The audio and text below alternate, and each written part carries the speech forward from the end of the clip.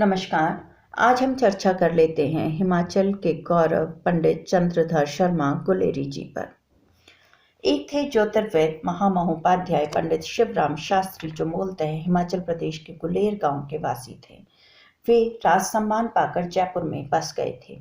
उनकी तीसरी पत्नी लक्ष्मी देवी ने 7 जुलाई सन 1883 में चंद्रधर को जन्म दिया। बालक को आरंभ से ही घर में संस्कृत भाषा, वेद पुराण, पूजा पाठ एवं धार्मिक कर्मकांड का वातावरण मिला था। चंद्रधर मेधावी तो थे ही, सभी संस्कारों और विद्याओं को वे आत्मसात करते रहे। वे पढ़ाई में हमेशा अव्वल रहते थे। जब वे मात्र 10 वर्ष के थे तो संस्कृत में भाषण देकर भारत धर्म महामंडल के विद्वानों को उन्होंने चकित कर दिया था। आगे चलकर उन्होंने अंग्रेजी शिक्षा भी ग्रहण की। उन्होंने प्रयाग विश्वविद्यालय से बीए तथा कलकत्ता विश्वविद्यालय से एमए किया। इसके बाद उनका स्वाध्याय व लेखन का क्रम अनवरत चलता रहा। 20 वर्ष के होते होते उन्हें जयपुर की वेधशाला के जीर्णोद्धार तथा उससे संबंधित शोध कार्य के लिए गठित मंडल में चुन लिया गया था। कैप्टन गैरेट के साथ मिलकर उन्होंने the Jaipur observatory and it's builders शीर्षक से अंग्रेजी ग्रंथ की रचना की। अपने विद्यार्थी जीवन में ही उन्होंने सन 1900 में जयपुर में नागरी मंच की स्थापना में योगदान दिया और सन 1902 में मात्र 19 वर्ष की अवस्था में मासिक पत्र समालोचक के संपादन का कार्यभार भी संभाला। काशी नागरी प्रचारिणी सभा के संपादक मंडल में कुछ वर्ष के लिए उनको भी शामिल किया गया था। उन्होंने देवी प्रसाद ऐतिहासिक पुस्तक माला और सूर्य कुमारी पुस्तक माला का संपादन किया और नागरी प्रचारिणी सभा के सभापति भी रहे। जयपुर के राजपंडित के कुल में जन्म लेने वाले गुलेरी जी का राजवंशों से घनिष्ठ संबंध रहा। वे पहले खेतड़ी नरेश जय सिंह के और फिर जयपुर राज्य के सामंत पुत्रों के अजमेर के मेयो कॉलेज में अध्ययन के दौरान अभिभावक रहे। सन 1916 में उन्होंने मेयो कॉलेज में ही संस्कृत विभाग के अध्यक्ष का पद संभाला। 1920 में पंडित मदन मोहन मालवीय के आग्रह पर वे बनारस आए और काशी हिंदू विश्वविद्यालय के प्राचार्य बने। 1922 में प्राचीन इतिहास और धर्म से संबद्ध मनीन्द्र चंद्र नंदी पीठ में प्रोफेसर का कार्यभार भी इन्होंने संभाला। सन 1922 में 12 सितंबर को पीलिया के बाद तेज ज्वर से मात्र 39 वर्ष की अवस्था में इनका देहांत हो गया। अपनी अल्पायु में गुलेरी जी ने हिंदी, अंग्रेजी के अतिरिक्त संस्कृत, प्राकृत, बांग्ला, मराठी आदि ही नहीं वरन जर्मन, फ्रेंच आदि भाषाओं का ज्ञानार्जन भी किया। उनकी रुचि का क्षेत्र भी बहुत विस्तृत था। धर्म, ज्योतिष, इतिहास, पुरातत्व, दर्शन, भाषा विज्ञान, शिक्षा शास्त्र और साहित्य से लेकर संगीत, चित्रकला, लोक कला, विज्ञान और राजनीति, समाज तथा रीति नीति तक फैला हुआ था। उनके व्यक्तित्व विस्तार का अंदाज उनकी लेखन शैली व विषय वस्तु से हो जाता है। पंडित चंद्रधर गुलेरी जी के साथ बहुत बड़ी विडंबना यह रही कि उनके अध्ययन, ज्ञान और रुचि का क्षेत्र बहुत विस्तृत होने पर भी और उनके ज्ञान व प्रतिभा का हर क्षेत्र में प्रसार होने पर भी, अनेक विधाओं में, अनेक रूपों में उनका लेखन होने पर भी न सिर्फ आम पाठकगण बल्कि विद्वज्जन भी उन्हें उनकी एक बहुचर्चित कहानी से पहचानता है। और वो कहानी कौन सी है? उसने कहा था। इस कहानी की प्रखर प्रसिद्धि ने उनके बाकी वैविध्यपूर्ण सशक्त रचना संसार को एक तरह से ग्रसित कर लिया था। उनके प्रबल प्रशंसक हो या प्रखर आलोचक, सब इसी एक कहानी को लेकर उलझते रहते हैं। बेशक यह कहानी इतनी प्रसिद्धि की हकदार है भी, किंतु प्राचीन साहित्य, संस्कृति, हिंदी भाषा, समकालीन समाज, राजनीति आदि विषयों से जुड़ी इनकी विद्वत्ता का जिक्र अपेक्षाकृत कम होता है। कछुआ धर्म और मारेसी मोही को ठाऊं जैसे एक दो निबंधों और पुरानी हिंदी जैसी लेखमाला के उल्लेख को छोड़कर उनकी विद्वत्ता का प्रकाश आम पाठक तक शायद ही पहुंचा हो। व्यापक हिंदी समाज उनकी प्रकांड विद्वत्ता और सर्जनात्मक प्रतिभा से लगभग अनजान है। अपने 39 वर्ष के संक्षिप्त जीवन में गुलेरी जी ने किसी स्वतंत्र ग्रंथ की रचना तो नहीं की, किंतु फुटकर बहुत लिखा, अनगिनत विषयों पर लिखा और अनेक विधाओं की विशेषताओं और रूपों को समेटते हुए लिखा। उनके लेखन का एक बड़ा हिस्सा जहाँ विशुद्ध अकादमिक अथवा शोध परक है, उनकी शास्त्रज्ञता तथा पांडित्य का परिचायक है, वहीं उससे भी बड़ा हिस्सा उनके खुले दिमाग, मानवतावादी दृष्टि और समकालीन समाज, धर्म, राजनीति आदि से गहन सरोकार का परिचय देता है। लोक से यह सरोकार उनकी पुरानी हिंदी जैसी अकादमिक और महर्षि च्यवन का रामायण जैसी शोधपरक रचनाओं तक में दिखाई देता है। इन बातों के अतिरिक्त गुलेरी जी के विचारों की आधुनिकता भी प्रभावित करती है। मात्र 39 वर्ष की जीवन अवधि को देखते हुए गुलेरी जी के लेखन का परिमाण और उनकी विषय वस्तु तथा विधाओं का वैविध्य सचमुच विस्मयकारी हैं। उनकी रचनाओं में कहानियां, कथाएं, आख्यान, ललित निबंध, गंभीर विषयों पर विवेचनात्मक निबंध, शोध पत्र, समीक्षाएं, संपादकीय टिप्पणियां, पत्र विधा में लिखी गई टिप्पणियां, समकालीन साहित्य, समाज, राजनीति, धर्म, विज्ञान, कला आदि पर लेख तथा वक्तव्य, वैदिक पौराणिक साहित्य, पुरातत्व, भाषा आदि पर प्रबंध, लेख तथा टिप्पणियां सभी शामिल हैं। विषय वस्तु की व्यापकता की दृष्टि से गुलेरी जी का लेखन धर्म, पुरातत्व, इतिहास और भाषा शास्त्र जैसे गंभीर विषयों से लेकर काशी की नींद जैसे हल्के फुल्के विषयों तक को समान भाव से समेटता है। विषयों का इतना वैविध्य जहां लेखक के अध्ययन, अभिरुचि और ज्ञान के विस्तार की गवाही देता है, वहीं हर विषय पर इतनी गहराई से समकालीन परिप्रेक्ष्य में विचार अपने समय और नए विचारों के प्रति उसकी सजगता को रेखांकित भी करता है।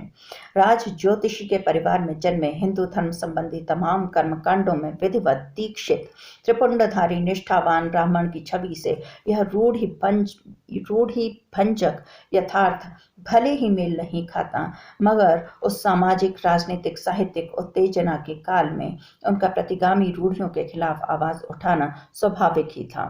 यह ध्यान रखना जरूरी है कि वे रूढ़ियों के विरोध के नाम पर आंख मूंद कर तलवार नहीं भांजा करते।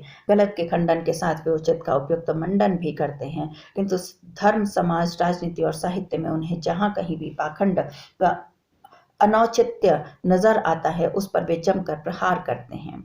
इस क्रम में उनकी वैचारिक पारदर्शिता, गहराई और दूरदर्शिता इसी बात से सिद्ध है कि उनके उठाए हुए अधिकतर मुद्दे और उनकी आलोचना आज भी प्रासंगिक हैं।